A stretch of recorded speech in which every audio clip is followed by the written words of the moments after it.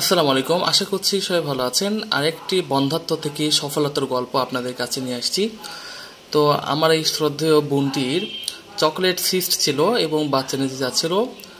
প্রায় চিকিৎসার 2 মাসের মধ্যেই সিস্ট অনেকাংশে ভালো হয়ে যায় এবং বাচ্চা কনসেপ্ট করে। এখন 4 মাস শেষ হয়ে 5 মাসের 6 দিন যাচ্ছে আর কি।